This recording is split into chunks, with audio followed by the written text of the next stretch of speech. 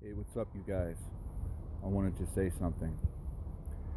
Do you know you cannot win your way in an argument with someone who likes to argue?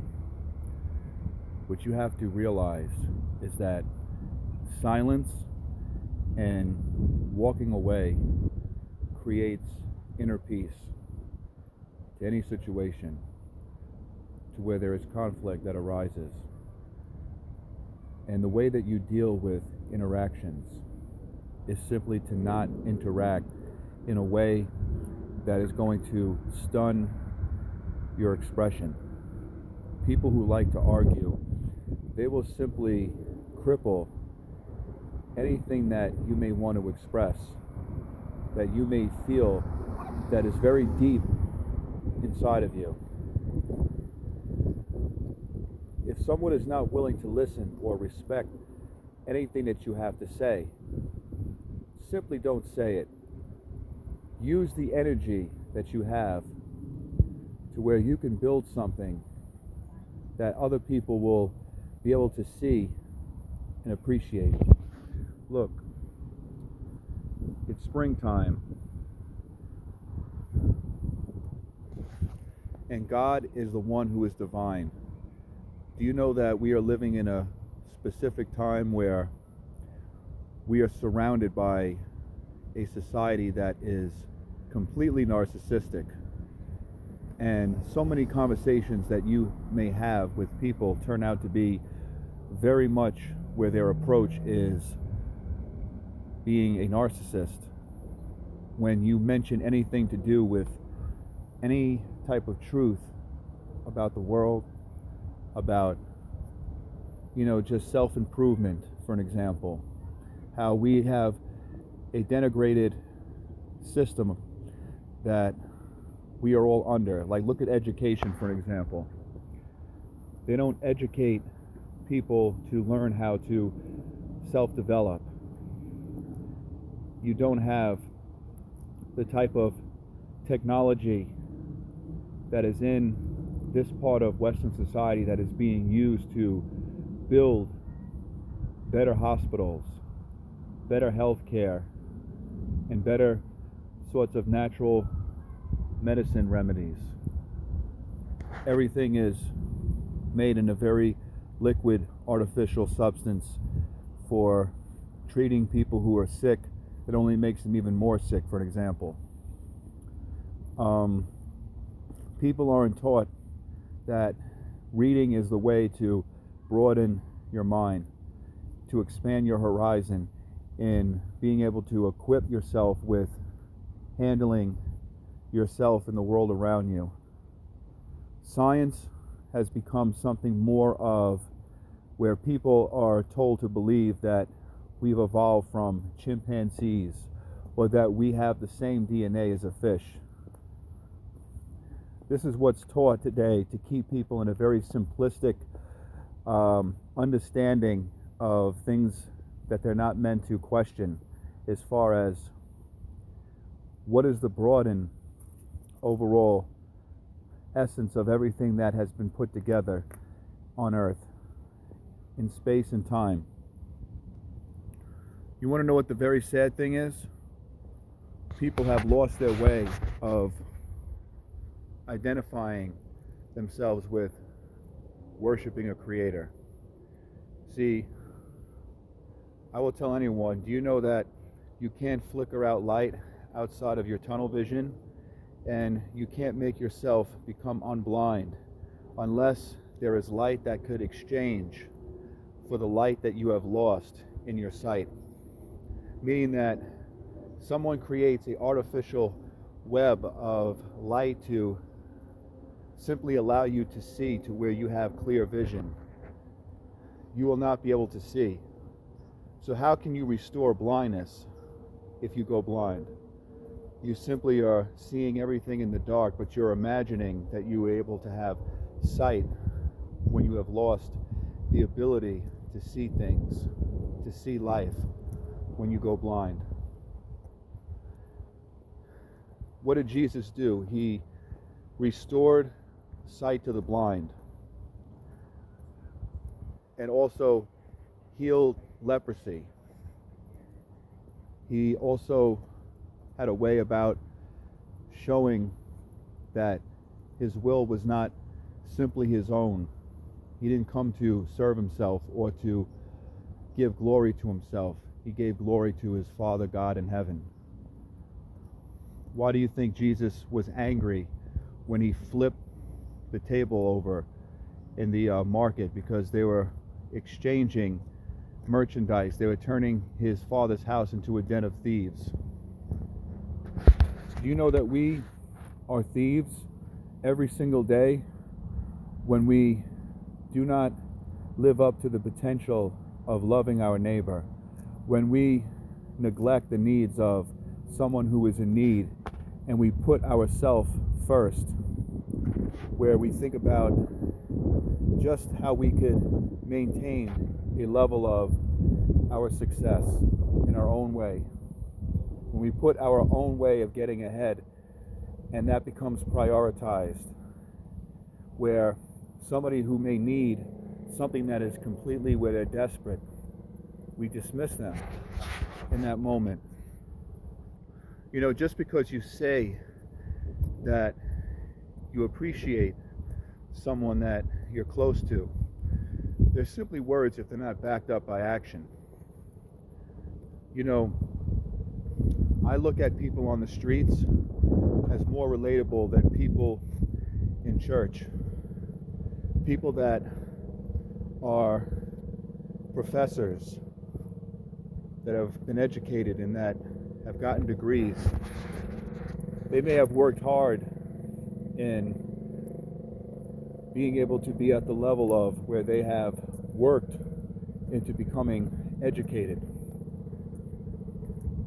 But it doesn't mean that I'm going to sit there and end up learning a whole bunch of wisdom and life experiences by somebody who graduated from a university and that is teaching, you know, people in classes, you know, how to live in a disorganized society, to be disorganized and to believe things that are simply not logic, the way that people educate from a worldly sort of mantra, a worldly lens of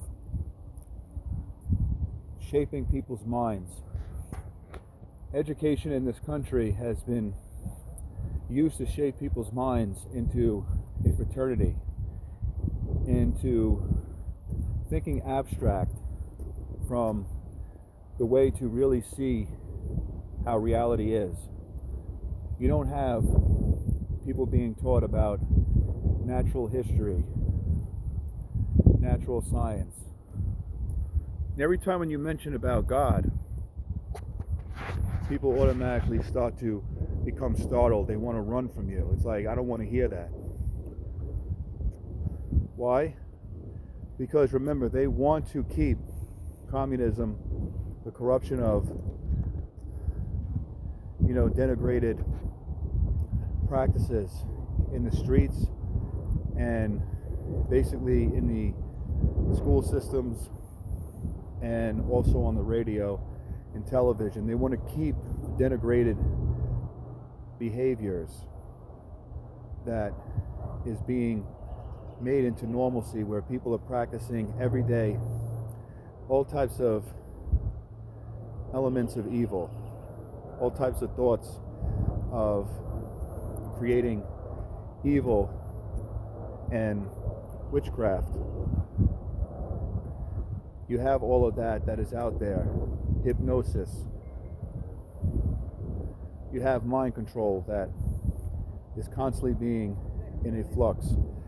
A constant state of people in a abnormality.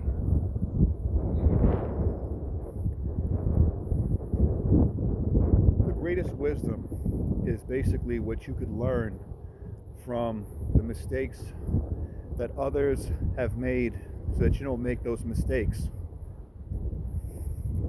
You know, why is it that people can't have real conversations anymore? Why is it that when you do have a conversation with typically a person that you come across, it's usually about sports that they're into. Why is it always about themselves being put on a pedestal? Why is it that humility is something to be frowned upon? You really look at it from a ultra realistic lens. No one wants to honor a humble person in this world. Pride is something that we have put on a great magnitude, and we put pride on a pedestal. We put ourselves every single day with a microscopic eye, looking at our own self, not questioning anything. You know, I want to just say that your churches, they're run by globalists. They're run by people that have an agenda to introvert the world into captivity and to separate each group of people into divisions. You have all these different religions in Christianity, that we call it, as a subdivision of the actual real Bible, the real Christian practicing doctrine that is the doctrine of God and Jesus Christ, right? You have Lutherans that believe in all different types of spiritual, let's say, practice that goes against the Bible's practice, the Bible's teachings. They worship a man named Martin Luther, right? And you have the Seventh-day Adventists. They have their own practice of believing in ascension or descension as a spiritual seeking level of becoming like almost on the level of a spiritual God, I believe, when worshiping God. You have a lot of witchcraft that is in these churches because they don't follow anything really that is supposed to be of the real true faith, right? You have a lot of people that are just hungry for money in these institutions, these religious institutions. This is why I say that the church is amongst brethren of individual people who are truly, really fellowshipping. And the church that is of Christ is also within you. Jesus Christ is within you if you have Jesus Christ, right? Look, I have my ups and downs. I have my struggles. I have my vices. I'm not the person to come up and say that, you know, I'm justified, that I'm this or that I have done all these good things for people, that I have expounded on such great wisdoms that people have really felt deep insight from me. I don't say any of those things because I am none of those things, literally, because of what Jesus had said, that the way to eternal life is narrow. So the way to living, the way to seeing that you're on a path that is narrow to find. There's a broader way that sustains every sort of painful truth of rejection and not making it into the very promised kingdom that people all assume that they're easily going to get in. It is not really about how much works you do. It's not about how much goodness of your heart that you give to other people. It's obeying what God has told you to obey. And love is without charity, then there is no such thing as truly loving in a way that is sacrificial. You have to prioritize. You have to find something to give, even if it's your own emotions pouring out for another person who is hurting. I want to just say something that is going to get people to really think and question why everything that they see that they are trying to fight for as far as their individual freedom, people who believe that they have rights in a nation that they belong to, and people who are under the control, the spell of someone else governing their lives. And there are people who are being governed by others and they don't even know it. You know, we live in a very capitalistic type of society. Western culture is all about money. It's all about fashion. It's all about what's going to make pretty much the world that they are of to continue to go around. If you're someone who does not opt into their system, if you don't do what they demand that the consumer does, they will eject you from society. That's set up the way that they have built. We could say it's Rome. Just like the Roman Empire that fell, that existed, it's still right in front of us. It's just set up in a corporation sect. I want to just say this, right? People who are running this world, you look at the United States that we live in, you look at other countries, European countries, right? They work together in order to come to bring a common denominator. There's a common cause that they're all fighting for, and that's globalism. People who are Christians, specifically, that are taking up their cross, they're following Jesus. They are a rebellious practice of people against their world order. And the reason why Christians are so heavily persecuted, it isn't only just the fact that they are preaching the gospel of Christ to every creature, to every nation, to every person that is in front of them, but they're disrupting a system that is being operated for the purpose of where it's about making every dollar, every penny off of every individual person. Every soul they're trying to extract. They're trying to manipulate. They're trying to govern. They're trying to infiltrate what they have planted as far as their philosophy, their earthly wisdoms, their truths that they have created.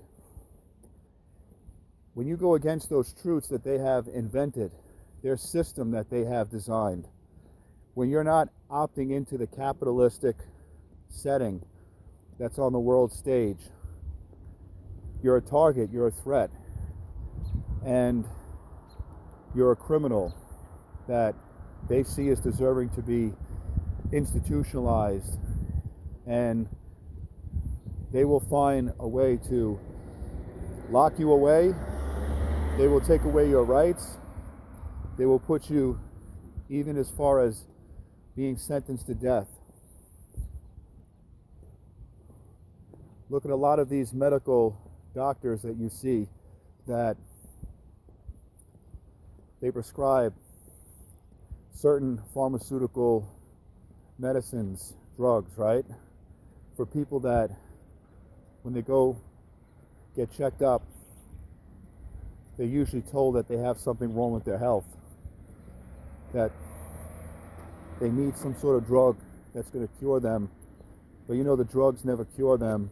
Whatever that they're told that their symptom is, or that their cancer is, or that their ailment or infirmity is, they just get sicker and sicker, and they tell you that you have to take these drugs that they're offering. You have to constantly to be reevaluated by these doctors, that they want to have control over your free will. And the reason why they do this is to keep you in the system. Why do you think you have caseworkers that are part of the state that try to get certain people into programs for like housing, for example, or to get them into job offering positions of different facilities that they send these people that they're trying to get them to go to. Why do you think there's mental illness that is being something that these people have invented as a label in order to vilify certain people, to try to house them into certain facilities? They want to turn people that they look at and that they perceive that there's something wrong with, or that they have a condition physically or mentally that they have to be somehow ultimately housed. And that's what we call institutions.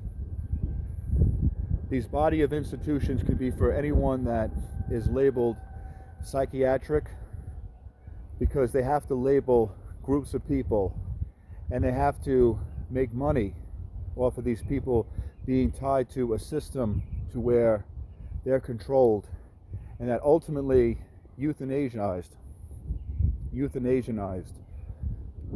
Was trying to properly say that word correctly.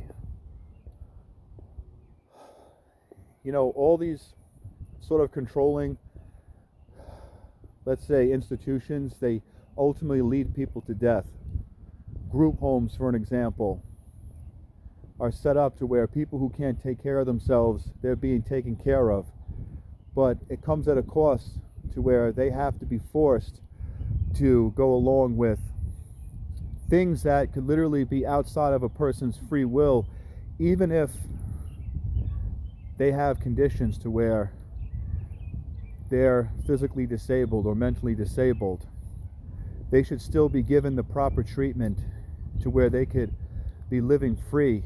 Even if a person can't take care of themselves, why are we forcing a sort of control that is harmful ultimately against people that we are trying to house for the purpose of the system, you know, just taking every ounce of their being out of them, and then we try to make money off of their misfortunes. Helping people is basically, if you have the Spirit of God that is dwelling in you, you pray over a person who has a mute spirit. You pray over someone who is cancerous, someone who is mentally delirious, someone who is crippled, someone who is blind, somebody who is deaf, somebody who does not know how to speak properly, someone who is inept with any type of disability, any type of infirmity. We pray in Jesus' name for them to be healed, and the power of Christ will heal a person normally to what they're meant to be. Jesus has the power to actually rid someone of being deficient, any sickness, any disease. Jesus could actually give a person mental stability. Like, we believe in the things that are supernatural through the one who came in human form and who was the Son of God. We believe in a God that is powerful beyond even his own scriptures, even his own makings. He is more powerful than existence that was formed out of non-existence. We don't operate in this world that is defined by just worldly logic and institutions of education of the system. You know, people that say that if you're a believer in God, they say that you're delusional. They say that there is something that is completely wired off about you. They accuse you of everything that is not normal. They say all the things that you're following, which is normal, that God has made us to follow, they say it's abnormal. Remember, they're fearing the one that you're worshiping. They're fearing the one that you're following after. They're fearing the one that ultimately decides life and death. They're fearing themselves, where they're going to stand outside of their own body when they leave their body. You can't take your body with you. And people who say that there is no soul after death, It's like you're pretending, you're trying to make yourself feel, I'm going to use the word acquitted. You're trying to pretend that you're acquitted from any trial in the hereafter. You know, people try to escape, you know, what's going to happen to them while they're doing evil is because they don't want to believe that they have to be accountable. They don't want to believe that everything that they're doing that is hidden is going to be exposed in front of the whole entire creation of existence, all of heaven, all of the angels, all of the saints, and even all of the rest of sinners will see a person's particular sin, how gruesome, how twisted, how dark, and how salacious, and how they have acted in such ways of promiscuity and just their violent nature will be exposed if it is hidden from all of creation. People do things in secret when they're enjoying whatever it is to themselves that they're doing that's in secret specifically, is because if they did certain things and practices out in the open, if other people were to see people's deeds that are in secret, they would feel the greatest amount of shame and they would feel confronted. They don't want to have to deal with justice in the form of them being confronted, even if it's on just a verbal confrontation. They don't want justice from the court systems. They don't want justice that is from God. People want to get away with evil and think that it's just a normalcy, that they've created their own path of what they choose as a normal functioning of behavior. You know, you can't talk to people who are serial killers, who are in the purpose of just going around and masquerading, you know, just their acts of murder that they commit, because they're far gone because of the practice of such in-depth evil. Same thing with a human trafficker. They become so numb that they can't even feel anything of any sort of conscience to convict them of what they're doing. See what I'm saying? We live in a very conceited world, and the thing is this: the elites, the people who are the banking cartels, the Vanderbilt family, the Rockefeller, Rothschild family, you know, the Jesuits that own all of the churches, all the Christian churches are tied to the Protestant Catholic churches. They're tied to Rome, basically. They control everything to where you're pretty much censored. And take a look at the state of Israel that also governs what America does. You know, our allies are simply not countries that are neutral, that are God-fearing countries. Like, you take a look at places like Africa, for an example. There are a lot of people who are God-fearing. They're all about all the things that they represent would be the opposite of what a place like America or any other country that's like a UN country, a United Nations type of, we will say, nation. They're opposed to the New World Order. They're opposed to the things that this country that we live in, that we promote. It's the secularism, all of the immorality, all the perversion, all of the hedonism.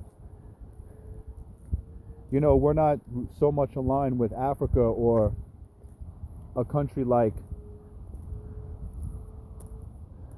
let me see, I'll just say countries in Africa, really, or any country that is not tied to this currency system. But yet they're still practicing in those countries evil and wickedness. You know, there's voodoo and witchcraft. There is human sacrifices. They drink the blood of people's dead bodies. Like I'm saying, in places in these countries like Africa or Pakistan, I'm saying there is stuff that goes on to where there is earthquakes that God allows. In India or wherever, it's because there's a lot of ritualistic witchcraft practices. And America is the ultimate condoner of everything that is of every immorality, whether it be physically or spiritually. Immorality is also all of the false gods that we have been made to worship in this country. All of the fictitious churches and dogmas of false teachings, right? That promote all types of wrongful and wicked behavior, narcissistic behavior. You know, you find religious people to be the most dangerous people because they will kill you for speaking the truth. You could speak a lot of wisdom and it will go out from one ear to the other, out the other, I'm going to say. And people who are religiously prideful, people who have no common sense of morale, like they're not thinking about ways to cultivate real spiritual and real heart-to-heart relationships, about wanting to help each other to really know the living God. But I'm saying the elites that run this world, they want you to suffer anything that has to do with practicing liberation. If you're a Christian, or even if you're not a Christian, you could be a Muslim, and what Muslims believe go against a lot of the things of the New World Order. Even a Buddhist, for an example. Now, I'm not saying that they're in the truth, because they're not. They're not in the truth of Christ. But they have a sense of where they're able to detach from being controlled by the system of fear. And yet, people like that will even be killed during the times when they start killing Christians. We're the number one targets. Those who have an understanding of who Christ is, and we're trying to follow him. Like, I don't claim to be a title of calling myself a Christian, even though I identify myself according to all the Christian practices that the Bible refers to. I see myself as following Jesus, but I don't identify myself with a specific building called a church. I don't identify myself with money as a means of buying things in order to survive. You know, I'm living off of the money, for an example, in this society that I work for, but I don't identify myself as if money can feed me.